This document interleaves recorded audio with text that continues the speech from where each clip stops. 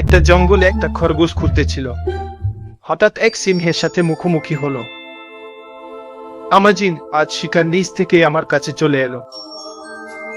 আমি এখন তোকে খাবো। ওহ না, প্লিজ এখন আমাকে খাও না।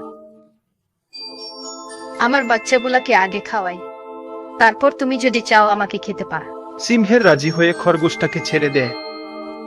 অনেক সময় পর খরগোশ ফিরে আসে। বোকা, এত দেরি করলি কেন? নাথিং, আমি আরেক সিংহের সাথে দেখা করলাম যে নিজেকে জঙ্গলের কিং বলে। কি? আরে কি?